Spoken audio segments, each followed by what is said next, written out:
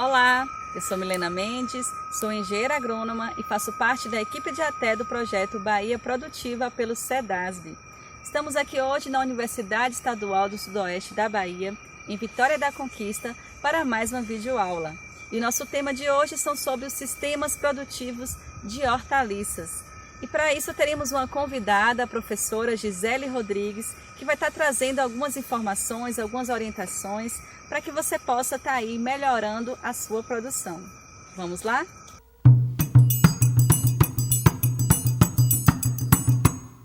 Olá, eu sou a Gisele Rodrigues, sou professora da Universidade Estadual do Sudoeste da Bahia, campus de Vitória da Conquista, e atualmente sou a responsável pela disciplina de olericultura. A olericultura trata da produção de hortaliças. Então hoje eu vou estar colaborando um pouquinho com vocês, dando algumas dicas sobre produção de mudas de hortaliças, algumas dicas sobre os tratos culturais utilizados nas hortaliças que podem auxiliar no aumento de produtividade e resultar aí em produtos de melhor qualidade.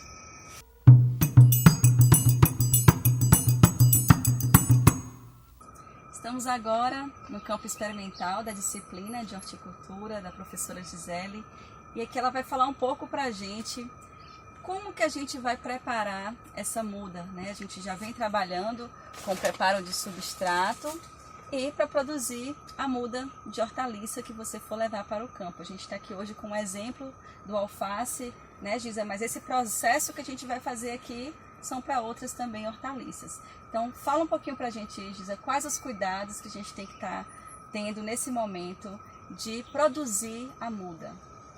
Bom, boa tarde. Essa fase de produção de mudas, tanto para alface quanto para qualquer hortaliça, é uma fase muito importante, porque vai ser a qualidade dessa muda aqui, que é levada para o campo, que vai determinar o meu sucesso, a minha maior produtividade, meus produtos com maior qualidade. Então, quanto mais cuidado, quanto mais cautela eu tenho aqui nesse momento de produção de muda, mais vigorosa, mais bonita, mais forte vai ser essa muda que vai para o campo.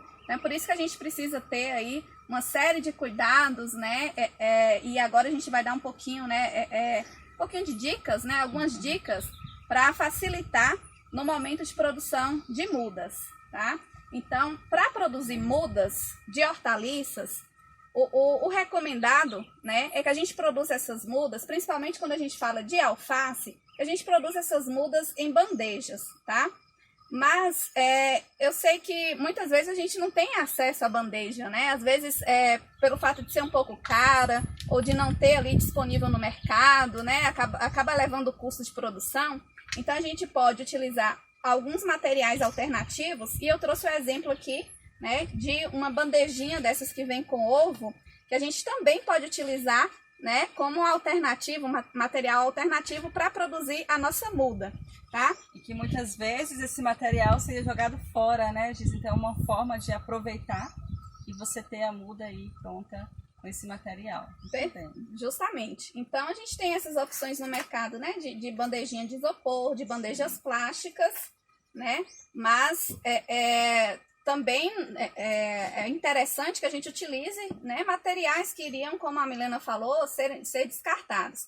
Então, no primeiro momento, depois de escolhida o tipo de bandeja que a gente vai utilizar para produzir a muda, a gente precisa escolher o substrato, que é justamente quem vai aqui fornecer umidade, quem vai fornecer nutriente para produzir essa muda vigorosa. Então, a escolha desse substrato aqui é extremamente importante, porque ele que vai suprir, quem vai alimentar a planta, essa mudinha aqui, e quanto mais bem alimentada ela for, quanto mais bem suprida de nutriente, de água ela for, mais vigorosa, mais bonita, maior vai ser a qualidade dela, para quando ela for lá para o canteiro, ela resultar num pé de alface mais bonito. E é o que vai dar também estrutura, que você, quando pega uma muda produzida por substrato, você vê que ela tem a fibra, ela tem o adubo, ela tem até uns farelozinhos, que é o que faz a muda não se não ficar ali derrubada e ficar pronta para ir para o solo. Isso, pode despedir aqui, ó. Então, se vocês observarem aqui a muda, quando a gente faz em bandeja, o que acontece? Essa muda aqui, ó, ela vai ter um sistema radicular bem formado, tá? Então, as raízes aqui, ó, elas vão ficar bem entrelaçadinhas e bem formadas. Por que isso é importante? Porque, primeiro, como a Milena falou, né, eu tenho uma facilidade para manipular essa muda, ó. Então, quando eu vou colocar lá no canteiro, eu tenho maior facilidade e eu provoco menos danos às raízes. Quando a gente faz sementeiras, essas raízes aqui ficam expostas, né? Ficam nuas. A gente chama de raízes nuas. Então, as raízes expostas ficam mais sujeitas a danos, né? E quanto mais danificada for o sistema radicular, né? For essa raiz da minha plantinha que vai lá para o canteiro, mais propícia a ter algum problema essa planta vai ser. Então, menor vai ser o desenvolvimento dela, né? Então, isso também é uma das vantagens em se produzir mudas em bandejas, né? Nesses recipientes. Aí eu vou... Só uma informação, Giza, para o pessoal que está nos assistindo, quem vai trabalhar, né, com uma grande escala de produção de hortaliças, também tem que estar atento ao tamanho dessas células que tem nas bandejas, porque quando são células menores assim, a gente deve cultivar mais aquelas mais fininhas, como a rúcula, né? Acho que é uma bandeja menorzinha dessa. Mas se você for fazer muda de couve, de alface, de brócolis, de couve-flor, então é mais interessante aquela célula maior, né? Esse buraquinho aqui que vem na bandeja ser maior, para poder dar uma estrutura melhor para quando for para o campo, ela aguentar ali mais tempo as condições climáticas que for ter aí em cada região. Pronto, então é justamente isso, né? Então a gente tem no mercado várias bandejas com aqui, né, células de diversos tamanhos, como a Milena falou, né? Então a escolha dessa bandeja, ela tem que ser assim, bem cautelosa para a gente não ter uma quantidade muito pouca, né? Pouca de substrato para suprir essa muda, tá? Então, no mercado, a gente tem algumas opções de substrato comercial, né? Então, aqui a gente tem um exemplo de um substrato comercial, tá? Os substratos comerciais, eles podem aí aumentar o custo de produção, então a gente acaba pensando em outros substratos alternativos, né? Para que a gente possa produzir na propriedade algum substrato que tenha, né, essas mesmas características do substrato comercial, ou às vezes a gente ainda consegue produzir substratos melhores no ponto de vista nutricional. Então, uma boa alternativa seria a produção do próprio composto orgânico. Se a gente produz composto orgânico, e aí você pode ter, acho que já tem, né? A gente tem um vídeo aí no YouTube que foi feito por Elcio Risério e o Roberto sobre compostagem. Podem dar uma olhadinha lá, que explica todo esse processo, né, da compostagem. E também pode ser o minhocário, que você também tem um humus da minhoca, que também serve como base para produzir esse composto aí para as mudas. Justamente. Então, o composto orgânico hoje, a gente tem visto que tem trazido, assim, resultados espetaculares, com produção de mudas aí de qualidade, de alta qualidade, né, para ir para campo. Aqui a gente vai mostrar um pouquinho, né? Aqui eu vou usar um composto comercial porque eu não tô com composto orgânico agora, mas como é que a gente faz, né? Como é que a gente faz isso aqui na bandeja, né? O que a gente faz aqui seria preencher a bandeja, tá? Minha mão é pequena, então vou preencher só algumas células, mas o que a gente faz aqui é isso, né? A gente vai jogando aqui, ó, e vocês veem que vai preenchendo a célula. Então, a gente faz isso aqui na bandeja toda. Eu vou fazer só uma parte pra gente fazer um ensaio, tá? Então, aqui, ó, essa bandeja, ela já tem os furinhos embaixo, tá? No caso, se eu for utilizar essa bandejinha aqui, né, que a gente colocou como uma alternativa, a gente vai fazer os furinhos, né? A gente pode fazer os furinhos com prego, com a pontinha da caneta, vai fazer os furinhos para drenar a água, né? No momento que a gente for utilizar. Então, aqui seria o mesmo procedimento, né? A gente vai preencher aqui, cada buraquinho desse onde ficava um ovo vai ser uma célula, né? Da nossa bandeja, a gente vai colocar uma mudinha, tá? Então, aqui vocês fariam isso com a bandeja toda, tá? Só um parênteses, Giza, para dar uma dica para o pessoal que está nos assistindo, que em algumas comunidades a gente já tem levado quais são os componentes para poder fazer o próprio substrato, né? A gente sempre indica 3 a 4 ingredientes, né? Um deles é a terra, que precisa para dar estrutura, para dar sustentação, mas essa terra é boa que seja aquelas terra preta mesmo, de baixada, né? Se tiver o composto, maravilhoso. Mas se não, aquela terra que tem lá embaixo daquelas árvores, cheia de matéria orgânica, pegar aquela terra. O outro material seria o adubo, né? Usar um esterco curtido. Lembrando que todo esse substrato que vocês estão vendo aqui tem que ser peneirado, né? Para poder ter essa estrutura que a gente está mostrando. E o outro ingrediente é a parte fibrosa, né? Que você pode estar utilizando palha de coco, pode estar utilizando palha de cana. O que mais diz? É que você falou do capim, palha né? de café, né? Palha de café. Podem utilizar também. Isso. Essas palhadas é para dar essa fibra, essa firmeza e também para aerar ali a semente, poder circular melhor. E vocês podem também estar colocando algumas coisinhas a mais, né? Como o Giza falou, muitas das vezes os agricultores preparam um substrato bem mais nutritivo. Então pode estar utilizando as cinzas que vocês têm bastante aí e preparando esse composto. Perfeito. Esse substrato. Então, o composto, né, pode ser utilizado como substrato.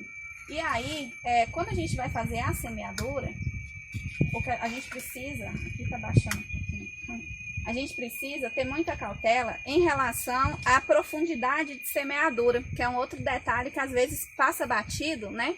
Então, o que que acontece? Aqui a gente tem umas sementinhas de alface, e eu vou colocar na mão, só para vocês verem o tamanho da semente, ó. Então, a semente de alface, ela é muito pequenininha, tá?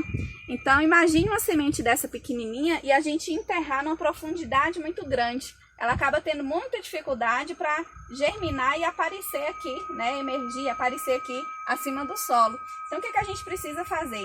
A gente precisa fazer essa semeadura de uma forma não tão profunda. Aí eu sugiro que vocês utilizem aí qualquer tipo de material e marquem. Aqui eu peguei uma caneta e marquei, ó, 1 centímetro. Então, da minha pontinha até aqui tem 1 centímetro, tá? Então, essa daqui é a profundidade máxima para eu fazer a semeadura, né, da maioria dessas hortaliças que a gente trabalha, que seria 1 centímetro pelo fato de terem a semente bem pequenininha, tá? Geralmente são 3 vezes, né, pelo que eu tô vendo aí, maior do que... em torno de 2 vezes e meia, né, o tamanho da semente, né, a profundidade máxima.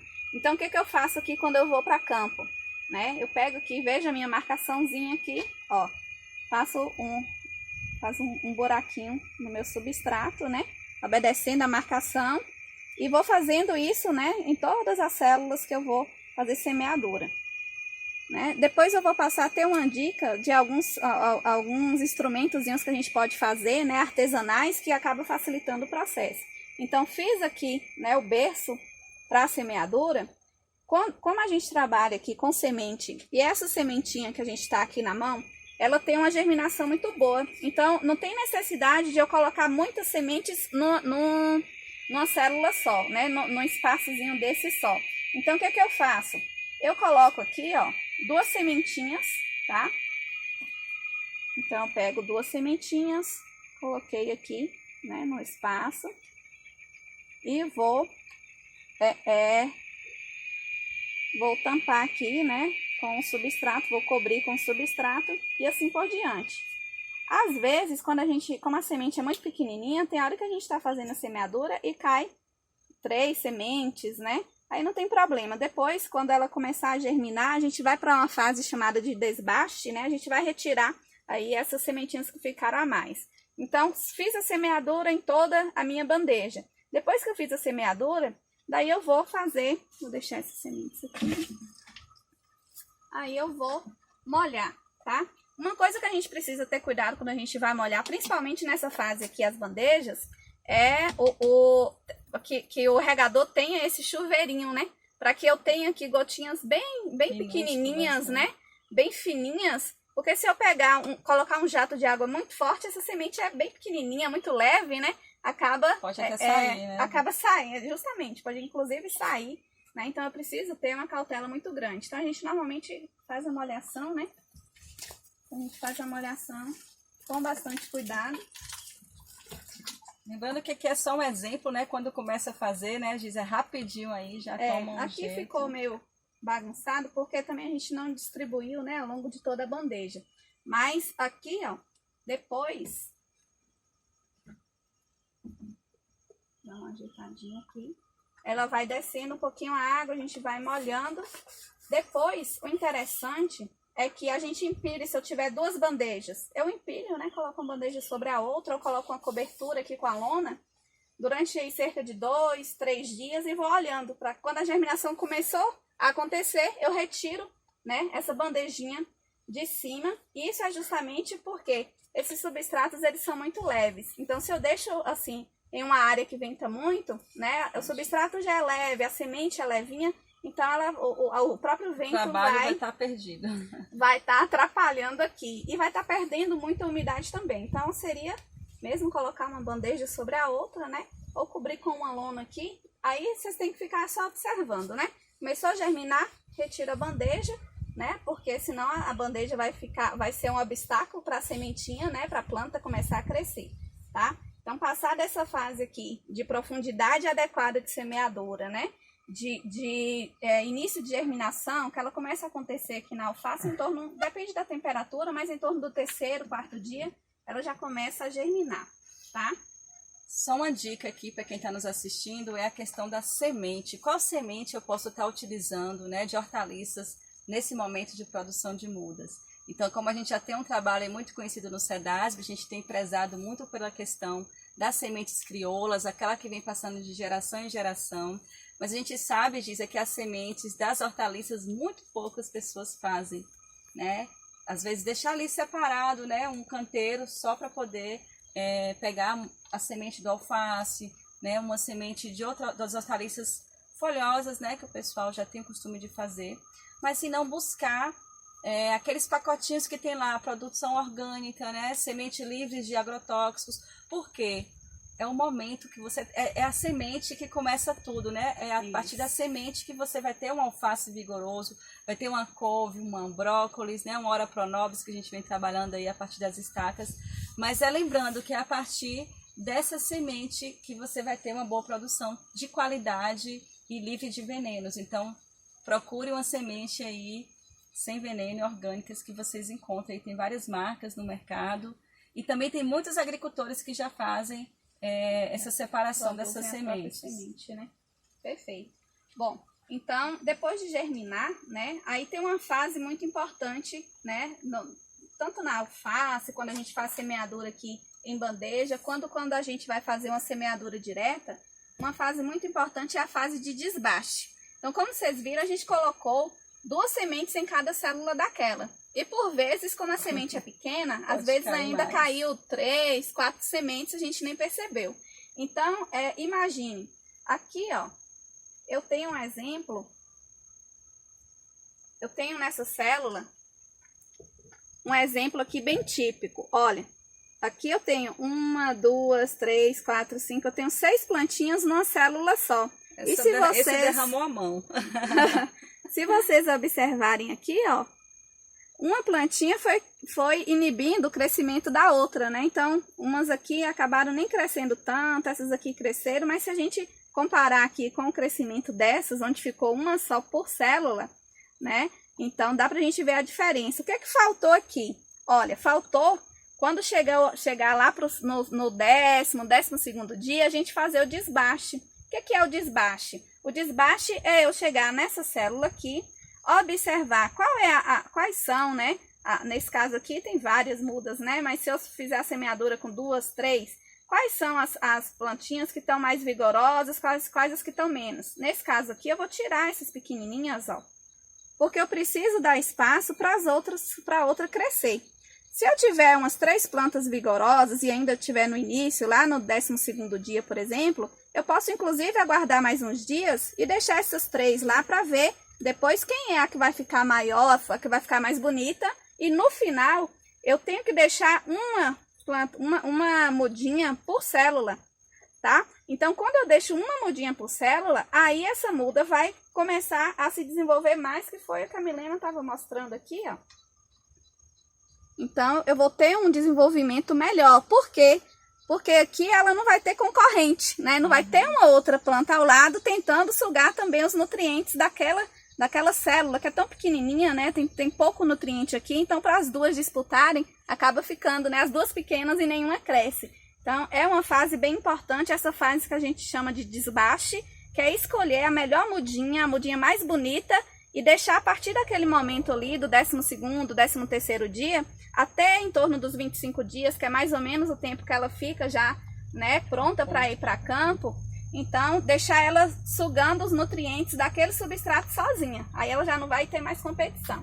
Tá? Então é um momento, pessoal, que não deve ter pena. Sei que muita gente tem, viu, Giz? A pessoa, não, deixa aqui que tá bonitinha. Com a cenoura a gente vê muito isso. Aí depois vê que no final não vai dar uma muda bonita, porque ela tá cheia ali e para poder disputar o mesmo espaço. É, porque elas ficam sendo concorrentes, né?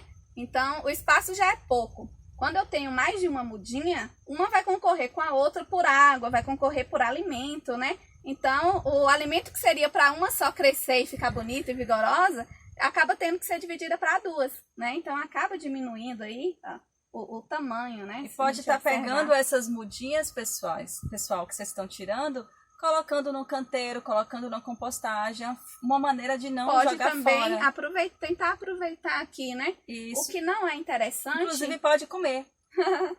O que não é interessante é misturar. Então eu seleciono as melhores, planto, né, num canteiro as mudinhas melhores, né? E deixo essas menorzinhas e planto num canteirinho separado, as menores. Pra ver se desenvolve, né?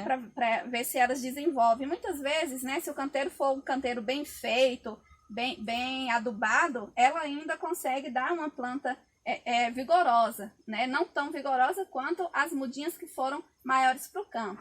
Então, a partir desse momento aí, né, que a gente fez o desbaste, a gente precisa estar fazendo a molhação bem feita, né?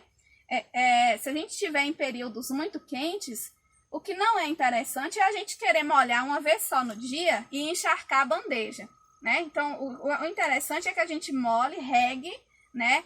O ponto de rega é o seguinte, a gente não pode deixar a bandeja escorrendo muita água por baixo, porque quando começa a escorrer água, além da água, tá lavando nutrientes, né? Então tá levando alimento da planta. Então a gente precisa estar superficialmente, né? Tá molhando, esperar a água descer um pouquinho, molha mais um pouquinho. Quando você vê que começou a pingar, que a bandeja parou de molhar. Normalmente em tempos muito quentes, a gente molha 3 vezes no dia. Molha de manhãzinha, meio-dia e no final da tarde. Quando a temperatura está mais amena, molha 2 vezes no dia. Então, o tempo de molhação, né, a quantidade, né, de vezes que a gente molha vai depender muito do tempo. Feita essa molhação toda certinha, né, uma outra coisa que a gente também pode fazer aqui, utilizar biofertilizante para adubar.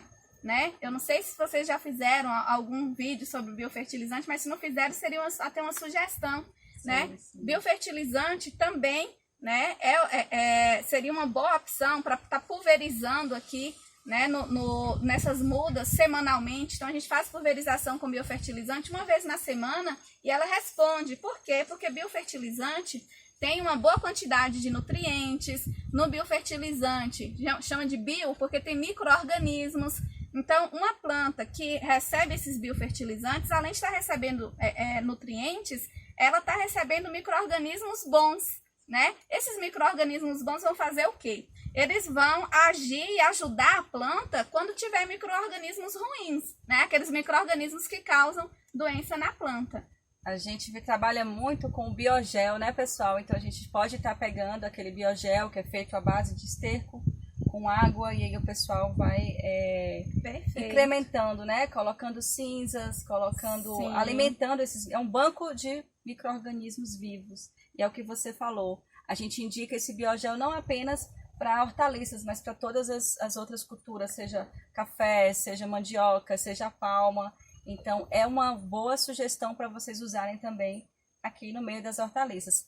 Tem que tomar só cuidado com a diluição, né, Gisa? Porque são muito concentrados. Então, a gente vai deixar aí embaixo o nosso link dessa nota técnica que a gente tem sobre os biofertilizantes. Pronto, né? Porque se a gente pegar esse biofertilizante concentrado, né, puro, a gente vai acabar queimando essas plantas. Então a gente precisa diluir, que é misturar com a água, né? Então a gente coloca uma receitinha, né, de como é que faz essa diluição para fazer uma pulverização. E essa pulverização a gente faz toda semana. Uma vez na semana, pulveriza, né, até o final lá dos 25 a 30 dias. Então, a gente vai ter mudas vigorosas, bonitas, né? E a partir daí, essas mudas, né, vão estar prontas para ir para o canteiro. Aí a gente vai falar um pouquinho sobre o preparo dos canteiros. Muito bem, vamos lá. Até a Distância é uma adaptação das atividades de assistência técnica e extensão rural do Bahia Produtiva, projeto do Governo do Estado da Bahia, por meio da Secretaria de Desenvolvimento Rural do Estado da Bahia, executado pela CAR, Companhia de Desenvolvimento e Ação Regional, com recursos provenientes de acordo de empréstimo com o Banco Mundial.